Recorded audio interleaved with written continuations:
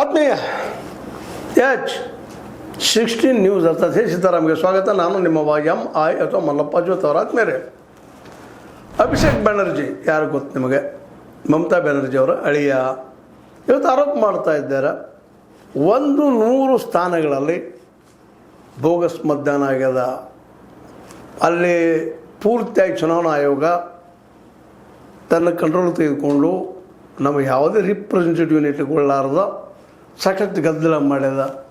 ಅಲ್ಲೆಲ್ಲದಕ್ಕೂ ನನ್ನ ಪೊಟೇಜಿಸಿದ್ದಾವ, ಏನು ನಡೆದಲ್ಲೆಲ್ಲ ಯಾವ ರೀತಿಯಾಗಿ ಮತ ಹಾಕಿಸ್ಕೊಂಡ್ರು ಮಾಡಿದರು ಅಂತೇಳಿ ಒಂದು ಕಡೆ ಆರೋಪ ಮಾಡ್ತಾ ಇದ್ದಾರೆ. ಅದಕ್ಕಾಗಿ ಎಲ್ಲ ಪೊಟೇಜ್ ಜನ ಮುಂದಿದ್ದಾವೆ, ನಮ್ಮ ಮುಂದಿದ್ದಾವೆ, ನಾವು ಜನ ಮುಂದೆ ಹೇಳ್ತಾ ಇದ್ದೀವಿ, ಇಲ್ಲೆಲ್ಲ ಮೋಸ ಆಗ್ಯದ, ಇದು ಲೂಟಿ ಆಗ್ಯದ ಅಂತೇಳಿ ಈ ಮೊದಲ ನಮ್ಮ ಮಮತಾ ಬ್ಯಾನರ್ಜಿಯವರು ಆರೋಪ ಮಾಡಿದ್ದಾರೆ. ಅದು ನಿಜವಾಗಿಯೂ SIR ಬಳಸಿ EVM ಉಪಯೋಗ ಮಾಡಿಕೊಂಡು ದುರುಪಯೋಗ ಮಾಡಿಕೊಂಡು ಅಲ್ಲಿ ಒಳಗೆಲ್ಲ ಈವನ್ ಕೌಂಟಿಂಗ್ ಸಮಯದಲ್ಲಿ, ಎಣಿಕೆ ಸಮಯದಲ್ಲಿ ಗದ್ದಲ ನಡೆಸಿ ಫಾರ್ಮರ್ಸ್ 17 ಇಲ್ಲಿ ಇರೋದು ಒಂದು, ಇನ್ನೊಂದು ಮತ್ತೊಂದು ಎಲ್ಲ ಚೇಂಜಸ್ ಮತ ಹಾಕಿದ EVM ಪೆಟ್ಟಿಗಳು ಬೇರೆ ಮತ್ತು ತಂದಿಟ್ಟಂಥವು ಬೇರೆ, ಅವೆಲ್ಲ ದೊಡ್ಡ ಆರೋಪ ಮಾಡ್ತಾ ಇದ್ದಾರೆ. ಇದಿತ್ತು ಒಂದು ಕಡೆ ನಡೀತಾ ಇದ್ರೆ ಆರೋಪ ಪ್ರತ್ಯಾರೋಪ ನಡೀತಾ ಇದ್ರೆ ಮಮತಾ ಅವರು ನಾ ಬಿಡೋದಿಲ್ಲಪ್ಪ, ನಾ ರಾಜೀನಾಮೆ ಕೊಡೋದಿಲ್ಲ, ಮೋಸ ಆಗಿದೆ, ಇನ್ನೇ ಎಲೆಕ್ಷನ್ ಆಗಲಿ ಅನ್ನುವಾಗ ಮಾತಾಡೋದನ್ನು ನೋಡಿದ್ರೆ, ಇದೇ ಸಮಯದಲ್ಲೇ ಮತ್ತೊಂದು ಕಡೆ BJPಗರು ನಮ್ಮ TMC ಕಚೇರಿಗಳನ್ನ ಬುಲ್ಡೋಸರ್ ಹಚ್ಚಿ ಕೆಡುತ್ತಾ ಇದ್ದಾರೆ ಅಂತ ಸುದ್ದಿಗಳು ಬರ್ತಾ ಇದ್ದಾವೆ. ಅರಾಜಕತೆ ಸ್ಟಾರ್ಟ್ ಆಗಿದೆ ಅಂತ ಹೇಳ್ತಾ ಇದ್ದಾರೆ. ಯಾವ ಮೋದಿಯವರು? ಹೌದು, TMC ರಾಜಕ ಪಾರ್ಟಿ ಅಂತ ಕೆಲವೊಮ್ಮೆ ಕರ್ಕೊಂಡದ, ಹುಂಬು ಪಾರ್ಟಿ ಅಂತ ಕರ್ಕೊಂಡದ, ದಾಳಿ ಮಾಡೋ ಪಾರ್ಟಿ ಅಂತ ಕರ್ಸ್ಕೊಂಡದ. ಅದಕ್ಕೆ ಕಾರಣ ಅಲ್ಲಿಯ ಸಂಸ್ಕೃತಿಯಲ್ಲಿ ಬೆಳೆದಂಥ ವಾತಾವರಣ. ಈ ಮೊದಲಿದ್ದಂಥ ಕಮ್ಯುನಿಸ್ಟರು ಅವ್ರು ನಿಜವಾಗಿಯೂ ಆಡಳಿತವನ್ನು ಜನರಿಗೆ ತಲುಪಿಸೋದು ಕೆಲಸ ಮಾಡಿದರೂ ಇಲ್ಲೋ, ಆದರೆ ಗುಂಡಾಗಿರಿಯನ್ನು ಮಾತ್ರ ಬೆಳೆಸೋರು ಅಲ್ಲೇ ಕಮ್ಯುನಿಸ್ಟರು. ಹುಂಬುತನ, ಹಿಂಸೆ ಮಾರ್ಗಗಳನ್ನು ಹಚ್ಚಿದವರು. ಯಾಕಂದರೆ ಹಿಂಸೆಯಲ್ಲಿ ವಿಶ್ವಾಸದಂಥ ಕಮ್ಯುನಿಸ್ಟರು ಈ ದೊಡ್ಡ ತಪ್ಪನ್ನು ಇತಿಹಾಸ ಮಾಡ್ತಾ ಬಂದಿದ್ದಾರೆ. ನಕ್ಸಲಿಸಮ್ ಅಂದರೆ ಹಿಂಸಾಚಾರದ ಒಂದು ರೂಪ, ಆದರೆ ಹಿಂದಿನ ಸ್ಟೆಪ್ಪನ್ನು ಈ ಕಮ್ಯುನಿಸಮ್, ಮಾರ್ಕ್ಸಿಸಮ್ ಅಂತ ನಾವು ಕಳ್ಕೊಳ್ತೀವಿ. ಅವ್ರು ಇಡೀ ಬೆಂಗಾಲವನ್ನು ಈ ಹಂತಕ್ಕೆ ತಂದಿರಿಸಿ ಸದಾ ಕಾದಾಡ್ತಾ ಇರುವಂಥ ವ್ಯವಸ್ಥೆ ತಂದು ಸಮಾನತೆ ತರ್ತೀವಿ ಅಂದರೆ ಏನೋ ಆಗಿ ಹೋಗ್ಬಿಟ್ಟಿದ್ದು. ನಿಜವಾಗಿಯೂ ಅದು ಪ್ರಾಕ್ಟಿಕಲ್ ಆಗಿ ಆಗಲಿಲ್ಲ ಅನ್ನೋದು ಅಷ್ಟ ಸತ್ಯ. ಈ ಗುಂಡಾಗಿರಿಯನ್ನು ಎದುರಿಸುವ ದಿಶೆಯಲ್ಲೇ ನಮ್ಮ ಮಮತಾ ಬ್ಯಾನರ್ಜಿಯವರ ಆ ಸಂದರ್ಭದಲ್ಲಿ ಈಗ 15 ವರ್ಷಗಳಿಂದ ಅಧಿಕಾರಕ್ಕೆ ಸುರುವ ಮುಂದೆ ಅವರು ಇದೇ ದಾಟಿಯನ್ನು ಎಳೆದ್ಬಿಟ್ರು, ಇದೇ ರೀತಿಯಾಗಿ ಹೋಗ್ಬಿಟ್ರು. ಇದೇ ದಾಳಿ ಪ್ರತಿದಾಳಿ. ಇದರಿಂದಾಗಿ ಇವತ್ತು ಮಮತಾರ ಒಂದು ರಾಜಕೀಯದಲ್ಲಿ ಹಿಂಸಾಚಾರ ಹೆಚ್ಚು ಕಂಡು ಬರ್ತದೆ. ಅದಕ್ಕಾಗಿ ತಮ್ಮ ಮೇಲೆ ತಾವು ಭಾಳ ವಿಶ್ವಾಸ ಇದ್ದಂಥ ಮಮತಾ ಬ್ಯಾನರ್ಜಿಯವರು ಈ ರಾಷ್ಟ್ರದಲ್ಲಿ ಒಂದು ವಿರೋಧ ಪಕ್ಷ ಆಗುವಂಥ ಸಂದರ್ಭದಲ್ಲೇ ಅದನ್ನು ಆಗಿ ಕೊಡ್ದಂಗೆ ನೋಡ್ಕೊಂಡಂಥವು ಅವರಿಗೆ ಸಲ್ಲುವಂಥ ಕೀರ್ತಿ. ರಾಹುಲ್ ಗಾಂಧಿ ಭಾಳಷ್ಟು ಶತಪ್ರಯತ್ನ ಮಾಡಿದರು, ಅದನ್ನು ನಿತೀಶ್ ಕುಮಾರ್ ಹೋಗೋಂಗಾಯಿತು, ಮತ್ತೇನೋ ಆಯಿತು. ಇವತ್ತು ಕೊನೆಗೆ ರಾಹುಲ್ ಗಾಂಧಿ ಅವರು ಕರೆಯುವಂಥ ಪ್ರಸಂಗ ಮಮತಾ ಬ್ಯಾನರ್ಜಿಯವ್ರ ಮುಂದೆ ಬಂತು. ಅಂಥ ಮಮತಾ ಬ್ಯಾನರ್ಜಿಯವ್ರು ನಾವು ಟೀಕಾ ಮಾಡೋದ್ರಲ್ಲಿ ತಪ್ಪಿಲ್ಲ. ಯಾಕಂದರೆ ಕಳೆದ ಚುನಾವಣೆಯಲ್ಲಿ BJP 68 ಜನರನ್ನು ಅಲ್ಲಿ ಕೊಲೆ ಆಗಿದೆ ಅಂತ ರಿಪೋರ್ಟ್ಸ್ಗಳಿದಾವೆ, ಎಷ್ಟು ಗೊತ್ತಿಲ್ಲ, ಆರೋಪ ಮಾಡ್ತಾ ಇದ್ದಾರೆ. ಅಂದರೆ ಒಟ್ಟಿನಲ್ಲಿ ಗದ್ದಲ ಜನಸಾಮಾನ್ಯ ಬದುಕ ನರಕಾಗಿದ್ದಿನ ಸುಳ್ಳೇನಲ್ಲ. ಈಗ ಅದೇ ರೀತಿಯಾಗಿ ಮತ್ತೂ ಗದ್ದಲ ಶುರು ಆಗ್ತದೆ ಅಂತೇಳಿ ಎಲ್ಲೆಲ್ಲಿ TMC ಈ ಶಿರಗುರಿ ಆಗಿರ್ಬೋದು, ಮತ್ತೊಂದು ಆಗಿರ್ಬೋದು, ಭಾಳಷ್ಟು ಕಡೆ ಬುಲ್ಡೋಸರ್ಗಳನ್ನ ಹಚ್ಚಿದ್ದಾರೆ. ಇವು ಏನಪ್ಪ ಅಂತಂದ್ರೆ ಇಲ್ಲೀಗಲ್ ಇದ್ದಾವೆ ಎಲ್ಲ ಕಟ್ಟಡಗಳಂತೇಳಿ, ಅಥವಾ ಮತ್ತೇನೋ ಕಾರಣಗಳು ಹಚ್ಚಿ ಉರುಳಿಸ್ತಾ ಇದ್ದಾರೆ. ಇದರಿಂದಾಗಿ ಇವತ್ತು ವೆಸ್ಟ್ ಬೆಂಗಾಲ್ ಮತ್ತು ಅರಾಜಕತೆಗೆ ಹೋಗ್ತಾ ಇದೆಯಾ, ಮತ್ತೊಂದು ದಾಳಿ ದಳ್ಳೂರಿಗೆ ಅಥವಾ ಅರಾಜಕತೆಯ ದಳ್ಳೂರಿಗೆ ಸಿಲುಕ್ತಾ ಇದೆಯಾ ಅನ್ನೋಂಥ ಪ್ರಶ್ನೆ ಇವತ್ತು ಇಟ್ಕೊಳ್ಳಿಕ್ಕತ್ತದ. ಯಾವ ಮೋದಿಯವರು ಮಾತು ಕೊಟ್ಟಿದ್ದರು ಎಲೆಕ್ಷನ್ ಸಂದರ್ಭದಲ್ಲೇ ನಾವು ಶಾಂತಿಯನ್ನು ಮರುಸ್ಥಾಪನೆ ಮಾಡ್ತೀವಿ, ನಾವು ಈ ಒಂದು ಏನಪ್ಪ ಅಂತಂದ್ರೆ ತೃಣಮೂಲ ಕಾಂಗ್ರೆಸ್ ಅಂತ ರಾಜಕೀಯ ಮಾಡೋದಿಲ್ಲ ಅಂತ ಆಶ್ವಾಸನೆ ಕೊಟ್ಟಿದ್ದರು. ಅವೆಲ್ಲ ಆರಂಭದಲ್ಲೇ ಸುಳ್ಳಾಗ್ತಾ ಇದ್ದಾವೆ.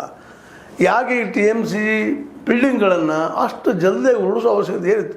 ಇಲ್ಲಿ ನಮ್ಮಲ್ಲಿ ಕಾನೂನು ಅದ, ಕಾನೂನು ಅಡಿಯಲ್ಲಿ ಯಾವುದ್ರಲ್ಲಿ ಕೇಸ್ ಹಾಕ್ಕೊಂಡು ಮಾಡಿ ಕಾನೂನು ಥ್ರೂ ಅದನ್ನು ತೆಗೆಸ್ಬೇಕಾಗಿತ್ತು. ಅದನ್ನು ಬಿಟ್ಕೊಂಡು ಇವತ್ತು ನಮ್ಮ ಶಕ್ತಿ ಬಂದದ ಅಂತೇಳಿ ಇವತ್ತು BJP ಮಾಡುತ್ತಿರೋ ಸಹಿತ ಅದಕ್ಕೆ ಖಂಡನೀಯ ಅಂತ. ಯಾಕೆ ಹಚ್ಚಿದ್ರು ಬುಲ್ಡೋಜರ? ಅದೇ ಕಾಲಕ್ಕೆ ಅಭಿಷೇಕ್ ಬ್ಯಾನರ್ಜಿ ಅವರು ಸಹಿತ ಅವರು ಇದೇ ಆನ್ ದ ಸ್ಪಾಟಿಗೆ ಬೆಳೆದಿದ್ದು ಅಷ್ಟೇ ಒಳ್ಳೆಯ ಕೆಲಸ ಆಗಿದೆ. ಯಾಕಂದ್ರೆ ಇನ್ನೊಂದು ಕೆಲವು ದಿನ ಹೋದ್ರೂ ಸಹಿತ ಅವ್ರು ರೆಕಾರ್ಡ್ಸ್ ಅವಶ್ಯಕದಂಗೆ ಮುಚ್ಚಿ ಹೋಗುವಂಥ ಹಿಂದೆ ನಾವು ನೋಡಿದ್ವಿ. ಮಹಾರಾಷ್ಟ್ರದ ಎಲೆಕ್ಷನ್ದಲ್ಲಿ ಆಗಿರ್ಬೋದು, ಅದಂದ್ರೆ ಬಿಹಾರದಾಗಿರ್ಬೋದು, ಇದು ಹರಿಯಾಣದಾಗಿರ್ಬೋದು, ಅಲ್ಲೆಲ್ಲ ಸಾಕಷ್ಟು ಸ್ವಲ್ಪ ದಿನ ಬಿಟ್ಟಿದ್ದಕ್ಕಾಗಿ ಫೋಟೇಜಸ್ ಸಿಗಲಿಲ್ಲ. ಅವು ಅಲ್ಲಿ ನಡೀತಿರುವ ನಡೆದ ಎಲೆಕ್ಷನ್ ಸಂದರ್ಭ ನಡೆದಂಥ ಅಲ್ಲಿ CCTV ಕ್ಯಾಮ್ರಾದಲ್ಲಿ ಬಂದ ಸಿಕ್ಕಂಥ ಫುಟೇಜ್ ಸಿಗಲಿಲ್ಲ. ಎಲ್ಲ ಪ್ರಯತ್ನ ಮಾಡಿದರೂ ಸಾಧ್ಯ ಆಗಿರಲಿಲ್ಲ. ಈಗ ಅದನ್ನೆಲ್ಲ ತೆಗೆದುಕೊಂಡು ಇವತ್ತು ಅಭಿಷೇಕ್ ಬ್ಯಾನರ್ಜಿದಂಥವರು ಕೋರ್ಟ್ ಮೆಟ್ಲು ಇರುವಂಥದ್ದು ಸಾಹಿತ್ಯಗಳೆಲ್ಲ ಇದ್ದಾವೆ ಒಂದು 100 ಕಡೆಗಳಲ್ಲಿ. ಹೀಗಾಗಿ ನಾವು ನಮ್ಮನ್ನು ಲೂಟಿ ಮಾಡಿದಾರಪ್ಪ ಗೆದ್ದಿದ್ದಾರೆ ಇವರು ಅನ್ನುವಂಥ ಆರೋಪಗಳು ಮಾಡುವಲ್ಲಿ ಒಂದು ಅರ್ಥ ಅದ. ಯಾರು? ಮಮತಾ ಬ್ಯಾನರ್ಜಿ ಅವರು. ಅದೇ ಕಾಲಕ್ಕೆ ಈ ಒಂದು ಅರಾಜಕತೆಯನ್ನು ಹುಟ್ಟಾಕಿದಂಥ ಕೀರ್ತಿ ಕಮ್ಯುನಿಸ್ಟ್ರಿಗೆ ಮೊದಲ, ನಂತರದಲ್ಲಿ ಮಮತಾ ಬ್ಯಾನರ್ಜಿ ಅವರಿಗೆ. ಈಗ ಅದೇ ಹಾದಿಯಲ್ಲೇ ನಮ್ಮ ಹಿಂದೂ ಹುಲಿಗಳು ಅಂತ ಕರ್ಕೊಳ್ಳುವಂಥ ಬಿ ಜೆ ಪಿಗರು ಅವರಿದ್ದಂಥವ್ರ ಟಿ ಎಮ್ ಸಿ ಮೇಲೆ ಅದೇ ರೀತಿಯಾದ ದಾಳಿ ಮಾಡ್ತಾ ಇದ್ದಾರೆ, ಅವರ ಆಫೀಸ್ಗಳ ಮೇಲೆ ದಾಳಿ ಮಾಡ್ತಾ ಇದ್ದಾರೆ ಅನ್ನೋ ಸುದ್ದಿಗಳು ಮಾತ್ರ ನಿಶ್ಚಿತವಾಗಿ ಇವೆಲ್ಲ ನಾವು ಯಾವ ಎತ್ತು ಹೊರಟಿದ್ದೀವಿ ಅನ್ನುವಂಥದ್ದು. ಯಾಕಂದರೆ ಸೋತಾಗ ನಾವು ಸೋತದನ್ನು ಒಪ್ಕೊಳ್ಳೋಂಗಿಲ್ಲ. ಅದೇ ಕಾಲಕ್ಕೆ ಗೆಲ್ಲುವ ಸಮಯದಲ್ಲೇ ಪಾರದರ್ಶಕತೆ ಇಡುವಾಗಿಲ್ಲ. ಅದನ್ನು ಇವತ್ತು ಪೊಲೀಸ್ ತಾವತ್ತು ವರ್ಷ ಮಾಡಿ ಪ್ರಾಮಾಣಿಕವಾಗಿ ಎಲೆಕ್ಷನ್ ಮಾಡಿದರೆ ಎಲೆಕ್ಷನ್ ಕಮಿಷನರ್ ಅವರು ಇದು ಪ್ರಸಂಗ ಬರ್ತಿರಲ್ಲ. ಗೆಲ್ಲಿ ಯಾರಾದರೂ ಗೆಲ್ಲಿ, ಯಾರು ಬಿ ಜೆ ಪಿಯವ್ರು ಗೆಲ್ಲಿ, ಟಿ ಎಮ್ ಸಿಯವ್ರು ಗೆಲ್ಲಿ, ಅಥವಾ ಕಾಂಗ್ರೆಸ್ ಗೆಲ್ಲಿ, ಯಾರು ಗೆಲ್ತಾರೋ ಗೆಲ್ಲಿ. ಆದರೆ ಅದು ಪ್ರಾಂಜಲವಾಗಿ ಪ್ರಾಮಾಣಿಕವಾಗಿ ಪಾರದರ್ಶಕವಾಗಿ ನಡಿಬೇಕಾದ್ದು, ಅದು ನಡೆದಿಲ್ಲ ಅನ್ನೋದು ಈಗ ಅಭಿಷೇಕ್ ಬ್ಯಾನರ್ಜಿಯವರು ಆರೋಪ ಮಾಡೋದು. ಮತ್ತು ಅದೇ ಕಾಲಕ್ಕೆ ಮಮತಾ ಬ್ಯಾನರ್ಜಿಯವರಂತೆ ನಾನು ರಾಜೀನಾಮೆ ಕೊಡೋದಿಲ್ಲ ಅನ್ನುವಂಥ ಒಂದು ಸಂವಿಧಾನಕ ಕ್ರೈಸಿಸ್, ಸಂವಿಧಾನಕವಾದಂಥ ಒಂದು ಸಮಸ್ಯೆಯಲ್ಲಿ ಉಂಟು ಮಾಡಿದ್ದಾರೆ. ಇದು ಯಾವ ರೂಪ ಪಡೀತದೋ ಗೊತ್ತಿಲ್ಲ. ಆದರೆ ಈಗಿನ ಮಟ್ಟಿಗೆ ಮಾತ್ರ ಒಂದು ಕಡೆಗೆ ಅಭಿಷೇಕ್ ಬ್ಯಾನರ್ಜಿ, ಮತ್ತೊಂದು ಕಡೆಗೆ ಬಿ ಜೆ ಪಿ, ಇನ್ನೊಂದು ಕಡೆಗೆ ನಮ್ಮ ಮಮತಾ ಬ್ಯಾನರ್ಜಿ, ಇವ್ರ ಮಧ್ಯದ ತಿಕ್ಕಾಡದಿಂದಾಗೆ ಇವತ್ತು ಅಕ್ಷರಶಃ ನಮ್ಮ ಬಂಗಾಲ್, ವೆಸ್ಟ್ ಬೆಂಗಾಲ್, ಪಶ್ಚಿಮ ಬಂಗಾಲ್, ದಳ್ಳೂರಿಯಲ್ಲಿ ಮಲಗಿದಂಥ ಅಥವಾ ಮಲಗುವಂಥ ಪ್ರಸಂಗ ಬಂದು ನಿಂತದೆ ಇವತ್ತು. ಅದು ಯಾವ ರೂಪದಲ್ಲಿ ಎಂಡ್ ಆಗ್ತದೋ ಏನಾಗ್ತದೋ ಗೊತ್ತಿಲ್ಲ. ಆದರೆ ಈ ದಿಶೆಯಲ್ಲಿ ಮಾತ್ರ ಕೇಂದ್ರ ಸರ್ಕಾರ ಆಗಿರ್ಬೋದು, ಅಲ್ಲಿಯ ಹೊಸದಾಗಿ ಬರುತ್ತಿದ್ದ ರಾಜ್ಯ ಸರ್ಕಾರ ಇದನ್ನು ಕಂಟ್ರೋಲ್ ತರಬೇಕಾದ್ದು. ಅದರಲ್ಲೂ ಮುಖ್ಯವಾಗಿ ರಾಜ್ಯಪಾಲರು ಇವತ್ತಿದ್ದಾರೆ ಆಲಯದಲ್ಲೇ. ಯಾಕೆಂದರೆ ರಾಜೀನಾಮೆ ಕೊಡೋದಿಲ್ಲ ಅಂತ ಮಮತಾ ಬ್ಯಾನರ್ಜಿ ಅವರು ಹೇಳಿದ್ದರಿಂದಾಗಿ ಇವತ್ತು ಅನಿವಾರ್ಯವಾಗಿ ನಮ್ಮ ರಾಜ್ಯಪಾಲರು ಈ ಮುಂದಿನ ನಿರ್ಧಾರವನ್ನು ತೆಗೆದುಕೊಳ್ಳುವಂಥದ್ದು ಅವ್ರ ಕೆಲಸನೂ ಹೌದು, ಕರ್ತವ್ಯನೂ ಹೌದು. ಅದೇ ಕಾಲಕ್ಕೆ ಇಲ್ಲೇ ನಾವು ಭಾಳಷ್ಟು ಗಮನ ಹರಿಸಿ ಹೇಳಬೇಕಾಗಿದ್ದಿಷ್ಟ, ಅಭಿಷೇಕ್ ಬ್ಯಾನರ್ಜಿ ಅವರು ಈ ಕೋರ್ಟ್ ಥ್ರೂ ಇದನ್ನು ಬಳದಾಟ ಮಾಡಬೇಕು. ಅಲ್ಲಿ ಸೋಲ್ತಾರೋ ಗೆಲ್ತಾರೋ ಬೇರೆ ವಿಷಯ, ಕನ್ವಿನ್ಸ್ ಮಾಡೋ ಪ್ರಯತ್ನ ಮಾಡಿರಿ ಅನ್ನೋದು ಈ ಸಂದರ್ಭದಲ್ಲಿ ಕೇಳಿಬರುತ್ತಂಥ ಮಾತು. ಆದರೆ ಇದು ಯಾವ ರೂಪ ಪಡೀತದ್ರೂ ಗೊತ್ತಿಲ್ಲ. ಆಲ್ರೆಡಿ ಅಲ್ಲೇ ಟಿ ಎಮ್ ಸಿ ಮತ್ತು ಬಿ ಜೆ ಪಿ ಕಾರ್ಯಕರ್ತರ ನಡುವೆ ತಿಕ್ಕಾಟುವ ಸಲುವಾಗಿ ಅಲ್ಲಲ್ಲಿ ಉರಿ ಹತ್ತೋದು, ಮಾಡೋದು, ಬುಲ್ಡೋಜರ್ ಬಳಸೋದು ಎಂಬುದು. ಅದೇ ಕಾಲಕ್ಕೆ ಇನ್ನೂ ಅನೇಕ ದುಷ್ಟ ವ್ಯವಹಾರಗಳು ನಡೀತಾ ಇದ್ದಾವೆ ಅನ್ನೋಂಥ ರಿಪೋರ್ಟ್ಸ್ ಬರ್ತಾ ಇದ್ದಾವೆ. ನಿಜವಾಗಿಯೂ ಇವೆಲ್ಲ ಆಗಬಾರ್ದಾಗಿತ್ತು, ಆಗ್ಯದ. ಇದು ಯಾಕೆ ಆಯಿತು ಅನ್ನೋದನ್ನು ಇವತ್ತಿನ ಅಲ್ಲಿ ಸರ್ಕಾರ ವಿಚಾರ ಮಾಡುವಂಥದ್ದು. ಜೊತೆಗೆ ಇವತ್ತು ಮಮತಾ ಬ್ಯಾನರ್ಜಿ ಅವರು ಇನ್ನೊಮ್ಮೆ ನಿಂತು ವಿಚಾರ ಮಾಡಬೇಕಾಗ್ಯದ. ತಾವು ಹಿಡಿತಿರೋಂಥ ಹಾಗೆ ಸರಿನಾ ಅಂತೇಳಿ ತಾವು ಹೋರಾಟ ಮಾಡಲಿ, ನಡೆದ ಅನ್ಯಾಯದ ಬಗ್ಗೆ ಪ್ರತಿಭಟನೆ ಮಾಡಲಿ, ಆದರೆ ರಾಜೀನಾಮೆ ಕೊಡೋದಿಲ್ಲ ಮಾಡೋದಿಲ್ಲ ಅನ್ನೋಂಥದ್ದು ಎಷ್ಟು ಮಟ್ಟಿಗೆ ಸರಿ ಅನ್ನೋ ಸಹಿತ ಎಲ್ಲರೂ ವಿಚಾರ ಮಾಡಬೇಕಾಗ್ಯದ. ಯಾಕಂದ್ರೆ ಈಗ ಬಿ ಜೆ ಪಿಗರು ಟಿ ಎಮ್ ಸಿ ಅವರು ಆರೋಪ ಮಾಡ್ತಾರೆ, ಇದು ಗುಂಡಾ ಪಕ್ಷ, ದುಂಬಿಡಿ ಪಕ್ಷ ಇವತ್ತು ಸಾಕ್ಷಿ ಅಂತೇಳಿ.